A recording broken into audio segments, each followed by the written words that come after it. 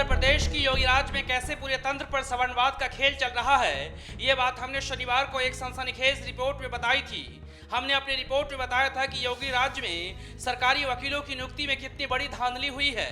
अब जो खबर मिल रही है उसके मुताबिक सरकार ने फिलहाल सरकारी वकीलों की नियुक्ति के आदेश पर रोक लगा दी है। बहुजनों की आवाज नेशनल दस्तक की दमदार खबर का शानदार असर है। नेशनल दस्तक ने सरकारी वकीलों की नियुक्ति को लेकर जो सवाल उठाया था वो न सिर्फ वाजिब था बल्कि बहुजन समाज के लोगों के लिए छलावा भी था। सबसे पहले आप एक बार ये जान लीजिए कि आखिर सरकारी वकीलों की नियुक्ति का सारा विवाद क्या है।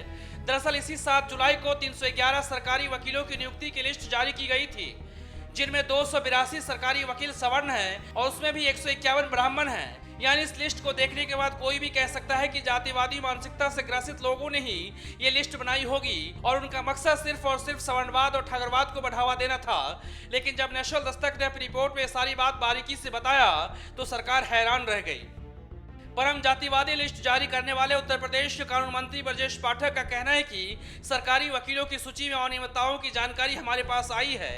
यह बहुत चिंता का विषय है। इस मामले की जांच कराई जा रही है।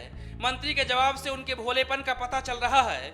ये कैसे हो सकता है कि किसी अफसर ने सरकारी वकीलों की लिस्ट बनाई और बगैर मंत्री के आदेश और हस्ताक्षर के लिस्ट को जारी कर दिया गया?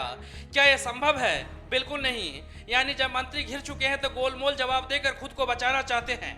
मीडिया रिपोर्ट के मुताबिक भ्रष्टाचार और जातिवाद का गठजोड़ सामने आने के बाद सरकार को सरकारी वकीलों की नियुक्तियों पर रोक लगानी पड़ी है। स्टैंडिंग काउंसिल से लेकर ब्रीफ होल्डर तक वकीलों की जारी सूची पर रोक लगा दी गई है। सूची में शामिल उन सभी 3 दर्जन स्टैंडिंग काउंसिल के दैनिक प्राश्रमिक पर भी रोक लगा दी है।